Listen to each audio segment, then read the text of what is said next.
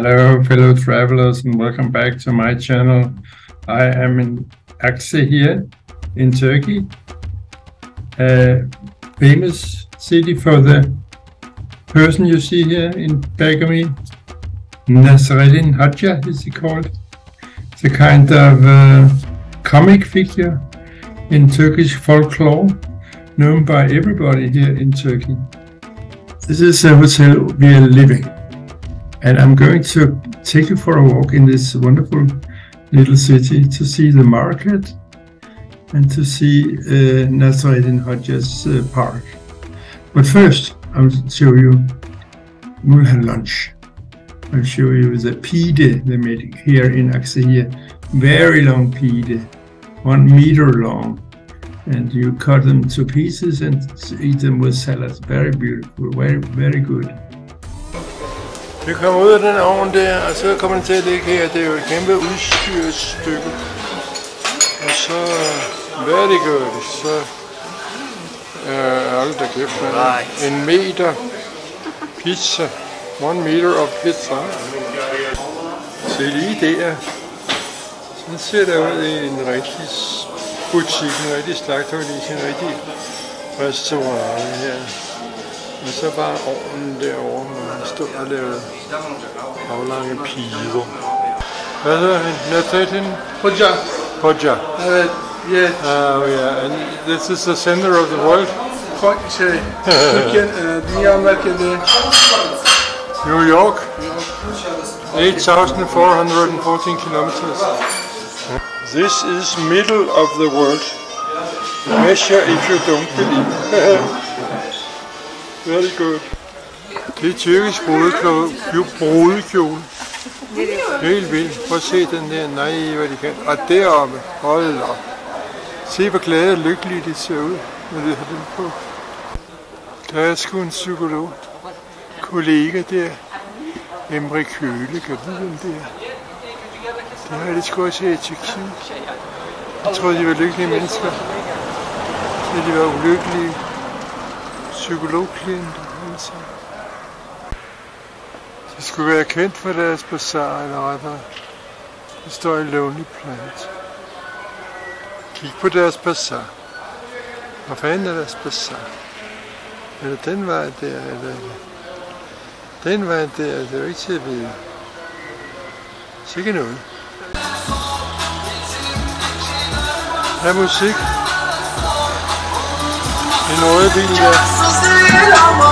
Og så tror jeg, der er bazar heroppe. Det gætter vi på. Det er skobazar. Ej, hvor fint. Det her, det er afgjort bazar-ting. Og det bliver mere og mere bizarre bazar-agtigt. Haha. Se der. Det er sgu meget bizarre-agtigt. Der sidder prinsen i den gyldne sofa. Simpelthen. Hvad jo han kan. Evet. Han er lidt charmebørge. Tyrkisk charmebørge. Very good. Beautiful. Thank you. Han har fået for meget vodka ham der, tror jeg. Så kom der sådan en officiel udseende fyr der. Så blev han lidt mere afdæmpet. Nå. Vi skal videre i bazaren her. Simpelthen. Det er simpelthen skobazar. Shoe bazaar. Shoes everywhere.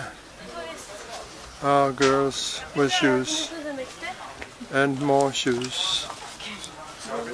Shoes og shoes. Og en mand med shoes. Hallo! Se lige der. Hold da kæft, mand. Helva.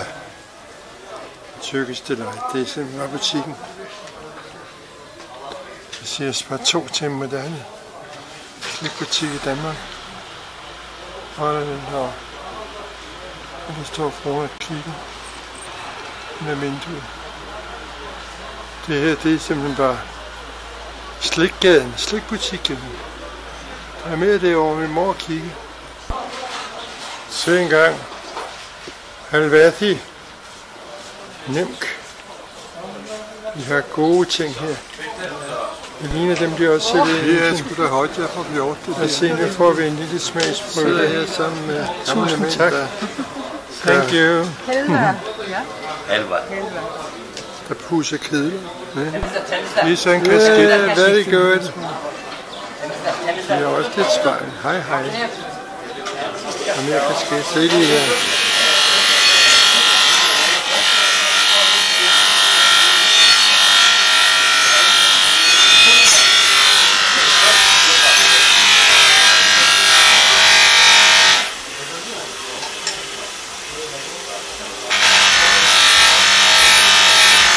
Kaffebutikken her, hold da kæft.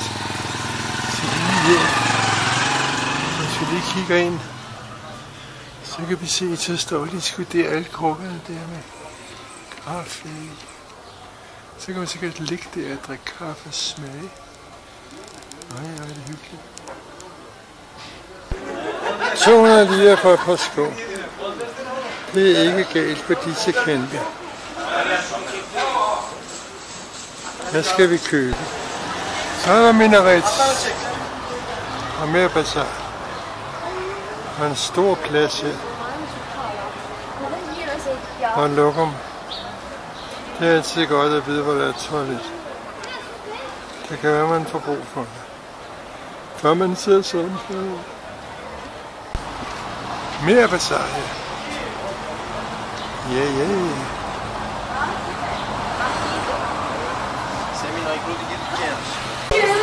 Nej, den her restaurant har vi set.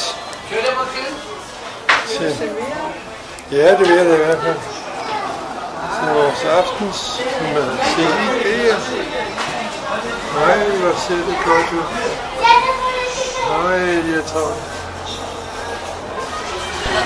Jamen, det er da ikke uden hygge, det her. Sådan noget lige se, så er det godt. Nu skal vi ned og hen af den gamle chef. Middagsrestaurant her. Det er sådan, du kommer igen kl. 8. Næsrydning Hodja. Der rider baglæns på det. Se lige den der. Det er meget fint. Det er en vinduespusserobot. Sådan, jeg tror næsten, der går lidt ud af. Herinde går man det. Tænk en gang, hvad den kan. Og hvad den ikke kan. Men nu skal vi ind og have kaffe her. Simpelthen. Nasreddin Hoxha is a beloved figure in Turkish, Middle Eastern, and Central Asian folklore. He is known for his wit, wisdom, and humorous antics. Here are some of the best Nasreddin Hoxha stories. The Donkey Market. One day, Nasreddin Hoxha decided to sell his donkey in the market. As he led the donkey through the market, people kept commenting on what a foolish decision it was to walk when he had a perfectly good donkey. In response, Nasreddin Hoxha would either ride the donkey or carry it on his back, depending on what the onlookers said. He explained, you can never please everyone, so you might as well please yourself. The missing saddle. Nasreddin Hoxha borrowed his neighbor's saddle, and when he returned it, he claimed that he had also lent his neighbor a pot. The neighbor was sure he hadn't borrowed a pot. Nasreddin Hoxha replied, well, I thought I should lend you something since you lent me the saddle. The neighbor understood the trick and let him keep the saddle, the soup stone. Nasreddin Hoxha once visited a village and found himself hungry. He asked the villagers for some food, but they were all too stingy to share. So Nasreddin Hoxha came up with a clever plan. He asked for a large pot and declared he would make stone soup. Intrigued, the villagers gave him a pot and watched as he filled it with water and placed a stone in it. He explained that the stone needed some garnishes to make delicious soup. And one by one, the villagers contributed ingredients until they had a hearty soup they all enjoyed.